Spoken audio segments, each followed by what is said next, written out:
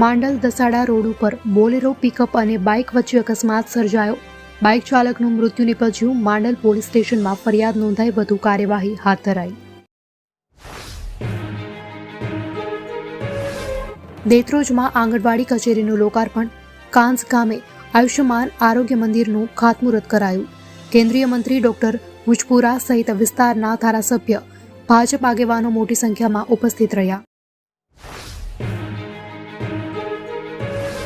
આવતીકાલે પ્રધાનમંત્રી નરેન્દ્ર મોદી એક દિવસીય ગુજરાત મુલાકાતે આવી રહ્યા છે, ત્યારે પ્રધાનમંત્રી મોદી આવતીકાલે અમૂલના 5 નવા પ્રોજેક્ટ શુભારંભ કરાવશે.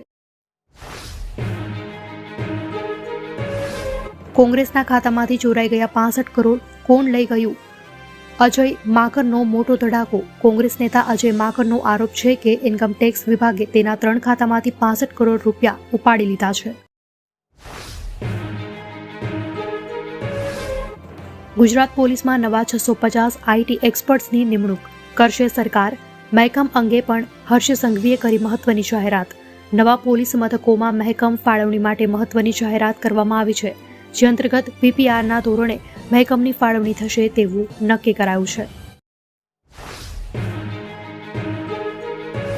રાજ્યના વાહન વ્યવહાર વિભાગમાં આગામી સમયમાં વાહન વ્યવહાર વિભાગમાં મોટી ભરતી કરવાની જાહેરાત.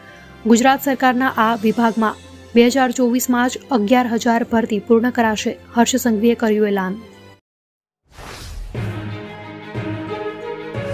લોકસભા ચૂંટણી પહેલા એક પછી એક કોંગ્રેસના ધારાસભ્યો ભાજપમાં જોડાઈ રહ્યા છે. થોડા સમય પહેલા ધારાસભ્ય પદેથી રાજીનામું આપેલ વડોદરાના વાઘોડિયાના ધારાસભ્ય આજે વિધિવત રીતે ભાજપમાં જોડાયા હતા.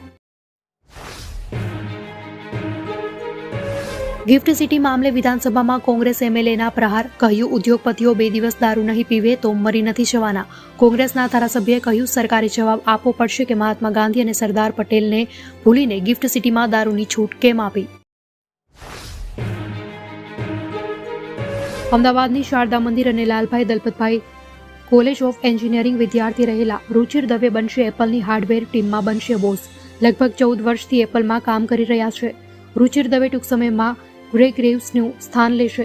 રુચિર દવે ગુજરાતમાંથી સ્નાતક થયા છે. સીએમ ભૂપેન્દ્ર પટેલની અધ્યક્ષતામાં સાંજે 4 વાગે મળનારી કેબિનેટ બેઠકમાં અનેક ચર્ચાઓ કરવામાં આવી. ખાસ કરીને પીએમના ગુજરાત પ્રવાસને લઈ સમીક્ષા થઈ.